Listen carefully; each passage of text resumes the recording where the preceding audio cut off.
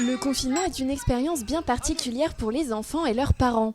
Si le temps des devoirs occupe une bonne partie de la journée, il faut tout de même trouver des idées de sorties virtuelles ou des activités à faire chez soi. C'est ce que propose la Turbine Science, des animations en diapo, photos ou vidéos pour comprendre la science à la maison. Aujourd'hui, je vous propose de réaliser ensemble un petit objet volant, un rotocoptère. Pour cela, nous allons avoir besoin d'un modèle que vous pourrez imprimer grâce au lien en dessous de notre vidéo, d'une paire de ciseaux, une règle ou une équerre et d'un trombone. Chaque semaine, ce sont ainsi des tutoriels, des idées d'expérience ou même des planches de BD à retrouver sur le site web et les réseaux sociaux du centre culturel. Étant donné qu'on est l'année de la BD et on devait aussi organiser Imagination, ces rencontres de l'image scientifique pour la jeunesse qu'on organise depuis maintenant 8 ans sur cette thématique de la bande dessinée. On était notamment en lien avec des BDistes et des illustrateurs.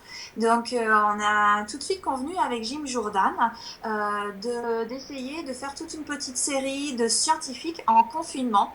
Donc un dessin par jour du lundi au vendredi que je tweete sur notre compte CCST 74 et puis je fais une synthèse Facebook le vendredi soir de tous les dessins de la semaine qu'il nous aura crayonnés, croqués avec plein d'humour. Donc c'est vraiment fait en délicatesse, plein d'humour. Comment un scientifique s'en sort dans son appartement avec ses travaux de recherche, ses thématiques. L'exposition Tessure, prévue jusqu'à fin août à la Turbine, ne sera pas prolongée au-delà. Certains événements organisés par le centre seront quant à eux reportés. Il en va de même pour certaines manifestations nationales auxquelles il participe, comme la Nuit des musées, reportée en novembre. La Turbine partage également des informations sur l'actualité pour mieux décrypter les événements.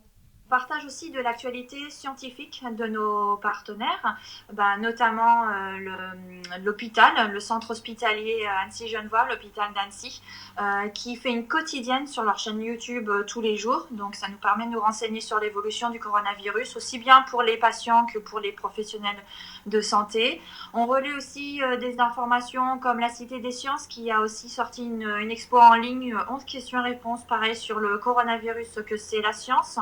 Et tous les jours aussi, on essaie de relayer des initiatives des autres centres de culture scientifique et technique comme nous en France.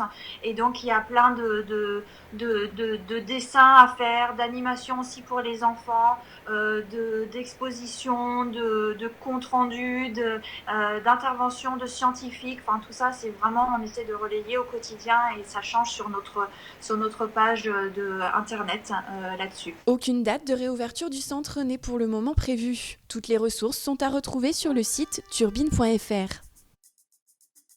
Depuis le déclenchement de l'épidémie,